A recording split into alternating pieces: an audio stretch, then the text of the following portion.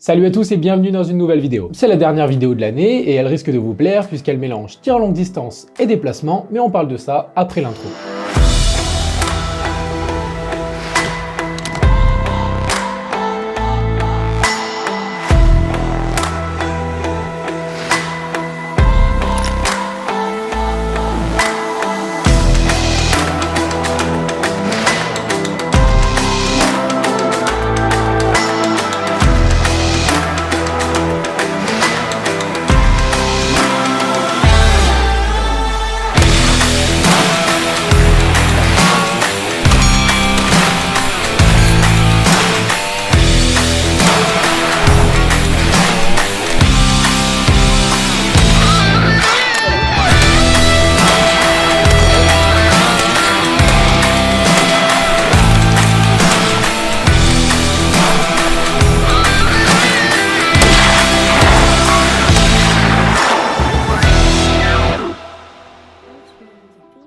Il y a peu de temps, j'ai été contacté par JLS Précision suite à ma vidéo sur le tir longue distance tournée avec Sylvain Larmurier. D'ailleurs, merci beaucoup pour tous les retours dessus, on est très content du résultat que ça donne. Mais JLS Précision, c'est quoi ou qui plutôt? Il s'agit d'un duo, Jean-Louis et Simon, pour JLS, qui sont passionnés par le TLD depuis pas mal de temps. L'un s'occupe de la partie lab et développement de produits, quant à l'autre, il s'occupe davantage de la partie test. Et faut rajouter à ça le fait qu'ils soient juste super chauds en TLD. Pour vous donner une idée, ils ont réussi à faire mouche à la 22 long riff à 1030 mètres. J'ai dit faire mouche? Sérieusement, c'est un putain d'exploit. JLS Précision propose même des stages de tir longue distance, mais je laisserai Simon présenter tout ça par lui-même en fin de vidéo dans une interview. Bref, revenons au sujet principal. Simon m'a donc contacté pour faire du PRS.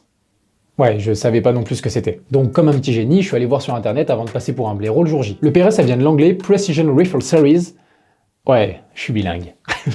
Qui est une discipline de tir longue distance dans des positions aléatoires. En gros, l'objectif c'est de trouver un équilibre entre précision et vitesse, puisque la discipline se fait sur un parcours chronométré. C'est quelque chose qui est bien plus connu aux États-Unis qu'en France, comme la plupart des disciplines avec des armes à feu d'ailleurs. C'est carrément fun et ça te fait clairement sortir de ta zone de confort.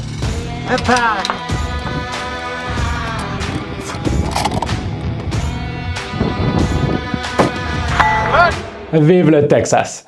Je sais même pas si c'est au Texas d'ailleurs. Bon, notre parcours était simple, mais il y avait quand même déjà de quoi se faire assez mal. En gros, on partait du haut de la colline avec une distance de 450 mètres de la cible. Ensuite, on descend un peu pour atteindre le deuxième point, celui-ci à 320 mètres de la cible. Point particulier, la barricade était placée derrière les arbres, donc obligation de trouver l'angle qui va bien pour tirer correctement. Point suivant à 290 mètres sur un hérisson check. Et dernier point à 255 mètres sur deux bidons. Un debout, l'autre couché. Un truc fun sur ce point, c'est qu'un bidon ça bouge. Donc c'est chiant. Après avoir découvert le terrain de jeu, Simon m'a donné des astuces afin d'appliquer des bons tirs. Le point clé, c'est d'être le plus possible ancré au sol et le plus possible en appui. Ok. Du coup, à chaque fois, on utilise des coussins de tir sous ce format-là.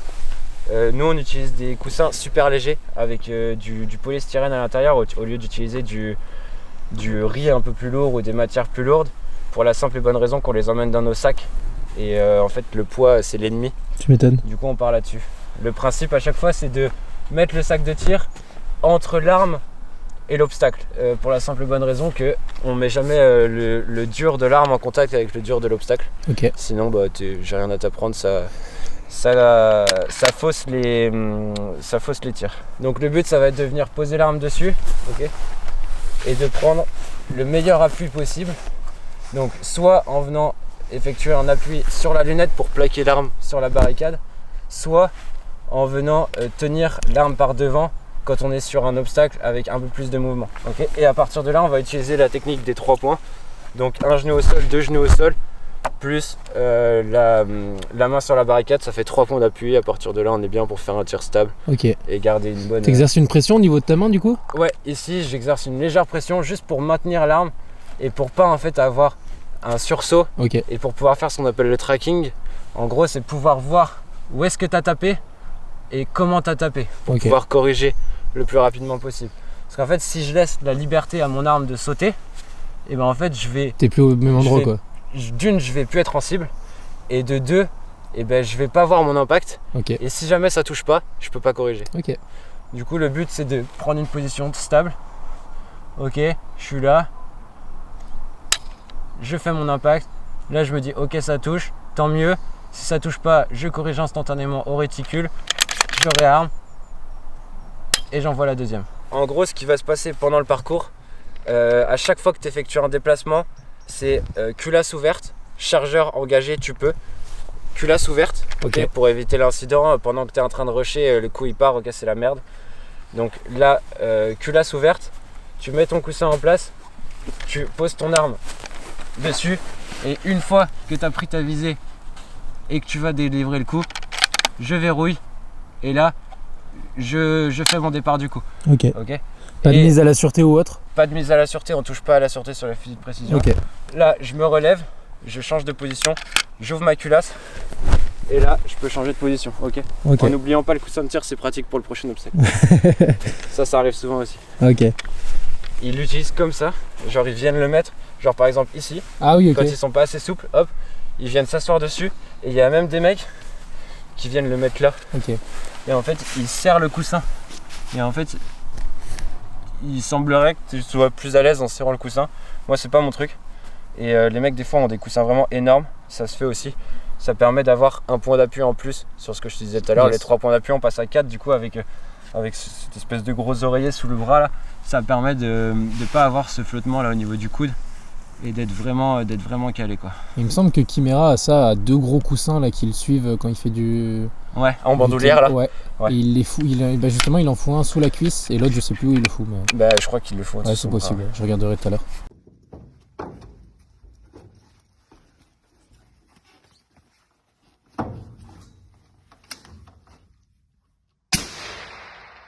Tu prends ta position comme ça ou comme ça, c'est toi qui vois. Ok. Tu maintiens bien ton arme.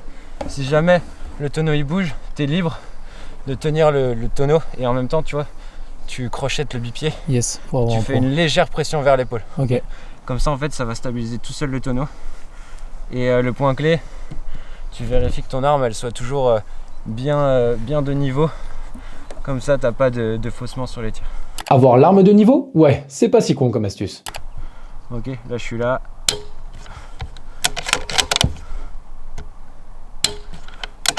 Ok, tac, Yes. Culasse vers l'arrière. Et là, deuxième position de tir, juste là. Beaucoup plus basse.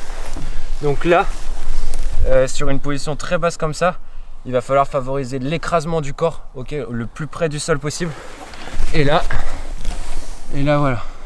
Tu t'en doutes, mais qui dit position différente dit paramètres différents, donc tu devras régler ton élévation en fonction de la distance sur chaque nouvelle position. Moi, ils m'ont donné les informations avant et pendant mon run pour être sûr de ne pas tirer n'importe comment à chaque tir. Si seulement. Bref, on est passé chacun notre tour, je vous montre ce que ça donne.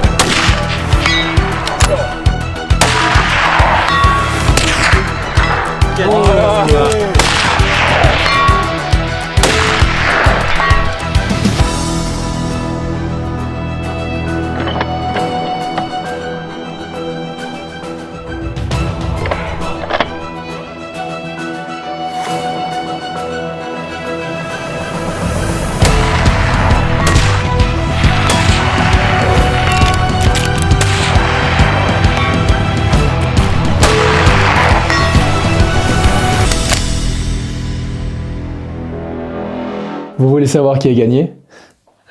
Pas moi. Du tout. Je me suis fait éclater. En vrai, on n'était pas là pour la compétition, mais j'ai pas vu le jour. À cause de 2 choses. La première, c'est pas de ma faute. Ok. Quand tu tires, ça fait bouger ça? Ouais, en gros, sur le côté, t'as un tambour sur lequel tu règles la distance. Et plus je tirais, plus il tournait. Normalement, c'est pas censé être aussi sensible, mais là, plus je tirais, plus le truc se déréglait. Ce qui fait que je me retrouvais avec un tambour réglé à 700 mètres, alors que j'étais qu'à 250 mètres. Mais ça n'aurait pas eu lieu si sur chaque position, mes tirs étaient en cible. Puisqu'à chaque fois que j'arrivais sur une nouvelle position, bah je réglais sur la distance correspondante. Bah alors, pourquoi je ratais mes tirs? Tu vérifies que ton arme, elle soit toujours bien de niveau. Moi, je suis con. En gros, pour vous expliquer, il y a un niveau sur chaque arme et il faut le respecter pour que ton tir soit correct. Le truc, c'est que ça m'est carrément sorti de la tête et ça a donné ça. Pas! Nul à chier. Caca. Oh, c'est juste la respiration que je sais pas gérer quoi. Non, non, c'est pas ça. C'est un truc de fou. Je suis pile dessus. Le pire, c'est que juste avant, je tirais très bien pendant l'échauffement. Yes. Ok.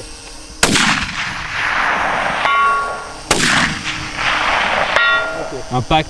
Ouais, je suis teubé. L'ensemble des chronos était situé aux alentours de 3 minutes. Moi, ils ont arrêté de compter après 7 minutes. En vrai, ça me servirait de leçon. Bon, après ça, on s'est dit qu'on allait calmer un peu le jeu avec du tir longue distance plus conventionnel. Ok, visuel, ton objectif 700 mètres, gong orange. V. Tu mettras 71 haut, 4 gauche. 71 haut, 4 gauche. Parallaxe 700. Parallaxe 700. Regardez que près.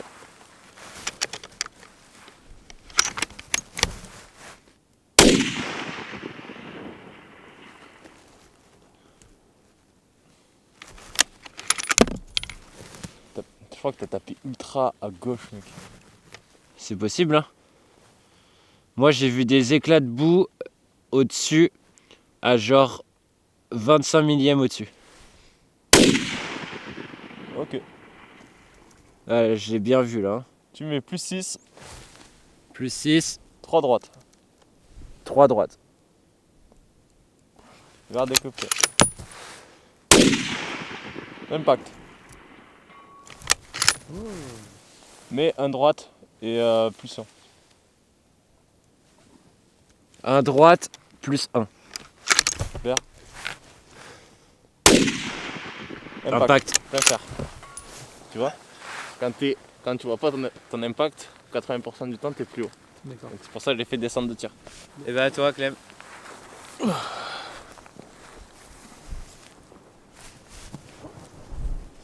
C'est bien d'être en pente comme ça. C'est agréable. On est bien, hein. On est bien en pente comme ça. Donc là, le point clé, c'est le bon maintien au niveau de l'épaule et d'exercer une légère pression vers l'avant du fusil. Ah, vers l'avant. Ouais, parce qu'en fait, le fait de rentrer en pression avec le bipied, bah, ça va stabiliser Ton épaule. toute l'épaule et toute la ligne de Ok. l'arme. Donc là, je serre, là, j'appuie. Voilà. J'exagère, mais ça fait ça l'idée. Grosso modo, c'est ça. Ok. Ouais, pour Légère être- pression. Hein, Pour être le plus détendu possible, sans que ce soit ton épaule, tu sais que c'est ton muscle qui vient appuyer. Ouais. C'est juste ton corps, tu viens juste avancer. Ok. Et à partir de là, tu peux ramener la culasse vers l'avant et déclencher le tir sous les ordres du spotter. Ok. Reçu. T'es bien de niveau? T'inquiète, je vérifie, mais c'est bon là. Allez, parfait. C'est bon pour toi? Ouais, c'est bon pour moi. Allez, vers des que près. Touché. Trop fastoche. Mais mec, Impact. en fait, le TLD, je t'ai pas dit, mais c'est ma discipline. Putain mec, tu fais ça depuis que t'es gamin Je quoi. fais ça depuis 24 heures. Moins Sylvain, du coup. Fais moins 1. Moins 1 ici, du coup. Voilà. Ok. Juste ça? Ouais, t'as allez, fait moi. vers des que près. Ok. Là, t'as touché Ouais. et on vient chercher à ajuster, à perfectionner le tir. Ok. Impact, plein fer. Ouais, je crois que j'étais en plein dessus là, non? Ouais.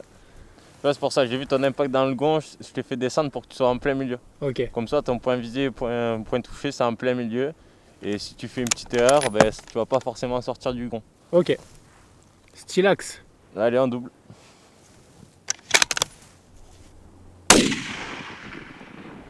Ok. Tu me fais 3 gauche.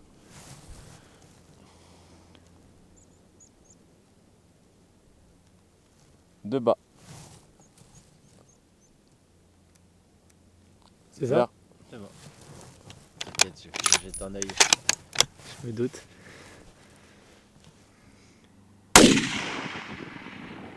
Ouah. Ça fait une gerbe. Mais de gauche. T'as rendu à combien à gauche là? Attends. C'est par là ou moins gauche? Ouais, gauche, ouais, vers. Vas-y, réarme. Et petite astuce, quand on fait du tir comme ça à moyenne distance et qu'on a tendance à quand même cadencer, il faut favoriser l'ouverture de la culasse Ok. avant de faire ses clics. Comme ça permet d'aérer la chambre. Ok. Donc de refroidir le canon après? Voilà, de refroidir le canon, d'aérer tout le mécanisme avant de reprendre le tir. Ok. Regardez que près. Oh putain. T'es en bas à gauche. Ouais, j'ai vu. Là, tu ouvres ta chambre, tu affiches les réglages que le spotter te donne. Ok. Je mets plus 3. Plus 3. Du coup, on va mettre un droite. On va éviter de tourner autour. Ok. Vert. Impact. Bim. Pour toi, le gond orange, tu mettras plus 60, scène gauche, Plus 65 gauche. par l'axe 600, Voilà, l'axe 600. vers dès que près. Ok. 4 droite. 4 droite. Vers dès que près.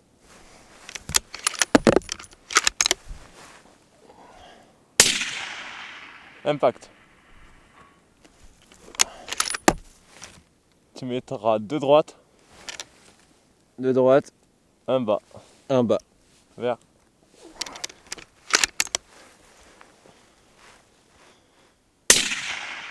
Impact, plein fer. Ok, nice. Merci, gros. Impact. Et tu doubles. Bouge pas, Clem. Impact. Eh, tu fais un bon groupement dans le gond là. Allez, je vais laisser Clément. Attends, montre. Là, tu le voyais, là, le drone? Ah ouais, tu vas le voir toi aussi. Il est où mon coquin? Ah oui, oh oui. Oh mais t'aurais pu l'avoir toi. Oh oui, là je le touche. Hein. Ah putain. Vert. Vert. Impact. Impact. Un clic gauche.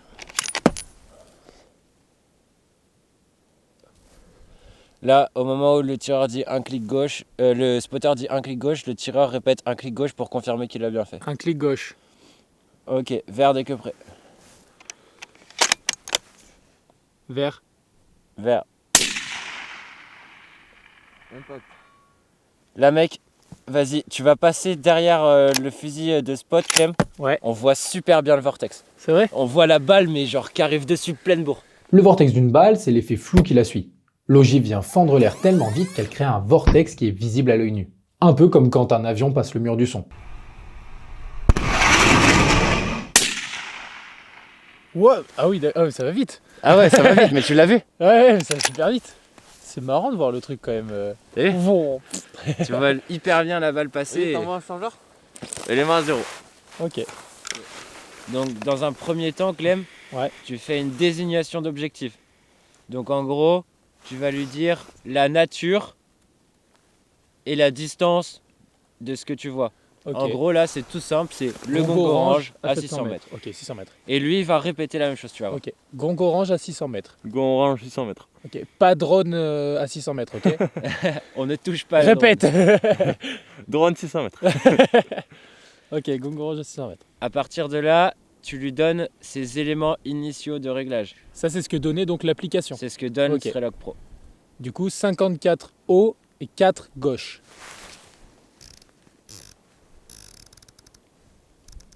54 haut. 4 gauche. Ok. Ensuite, le tireur va annoncer son vert et à l'annonce du vert du spotter, il délivrera le coup de feu. Ok. Vert pour moi. Vert. Ok. Et là, tu annonces, si tu as vu le coup, tu annonces observer. Ok, observez. Et ensuite, tu annonces les corrections, comme je t'ai dit, 0,2 Yes. par clic. Alors, 0,2 par... tu fais 1. Alors, ça fait 2, 4. Donc, tu fais 4 droites. 4 droite. Et je dirais 1 bas. Donc, du coup, tu retournes à 53. Enfin, franchement, niveau hauteur, pour moi, t'étais bon, mais Je suis un peu bas. Un bas, tu dis. ouais. Un bas.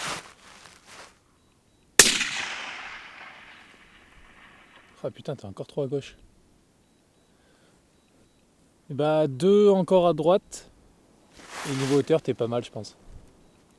Je suis un Ouais. peu bas en hauteur. Comment? Je suis un peu bas. T'es un peu bas? Ouais. Bah alors attends. Remonte alors de... Remonte de 2 alors vers le haut. Plus 2, moi j'aurais dit 4. Ah ouais? Ouais. Wow. C'est vers... Ouais, t'es à gauche. Yes. Alors attends, laisse-moi calculer ça parce que je suis un connard. 1, 2. Je dirais 4 à droite. 4 à droite. Ok. Et essaie de garder la même hauteur. Moi, tu vois, si j'ai un petit conseil à te donner, Ouais. je mettrais 2 hauts. Ah ouais, tu te trouvais bas là? Ouais. Eh ben écoute, apparemment c'est ta discipline et pas la mienne. Je dirais 2 hauts, mec. Allez, on essaye. D'instinct, moi je dirais 2 hauts, moi. Je sais pas toi ce que tu dirais, mais Bon, je pense que t'as raison, on va voir ce que ça donne. ouais, je pense aussi que j'ai raison. Allez, quand tu veux. Quand tu veux, c'est vert. Autre. Vous l'avez aussi vu en début de vidéo, mais on a fait un petit peu de catégorie B. Mais vu que c'est pas forcément le thème de la vidéo, je vais laisser ces images à l'introduction.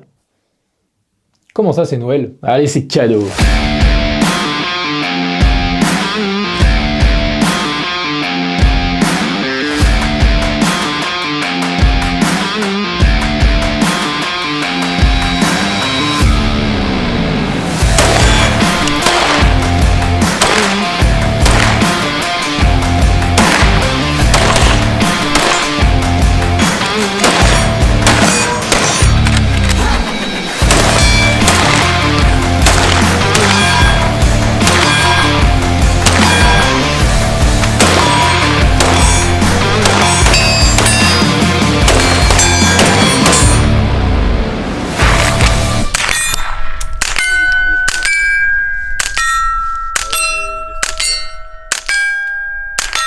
Pour finir cette vidéo, je vous laisse avec une petite interview de Simon. Jean-Louis n'était malheureusement pas présent. Bon bah du coup, ouais, je m'appelle Simon, j'ai 24 ans, je fais partie de l'équipe JLS Précision. C'est une équipe qui est toute récente, je suis tireur depuis que je suis enfant. Ça doit faire un bon nombre d'années, je pense que ça doit faire depuis mes 10 ans que j'ai commencé à toucher un fusil. Au début, c'était dans le dos de papa avec un fusil à plomb et après c'est monté crescendo jusqu'à atteindre un certain niveau de par mon milieu professionnel et par le tir dans le civil.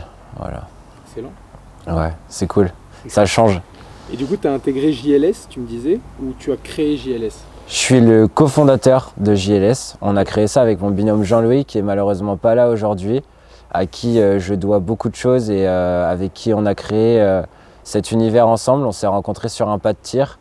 Au hasard, comme ça, je me baladais, comme je te racontais ces derniers jours. Je suis arrivé sur une séance de tir, il était en train de tirer avec un fusil de TLD. Je me suis approché, on a posé 2-3 questions, ça a matché.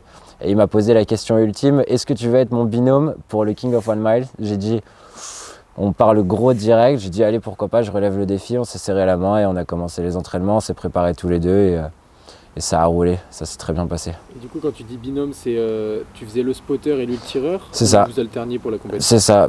Pour la compétition, on s'est beaucoup entraîné comme ça. Ok. Lui tireur et moi spotter.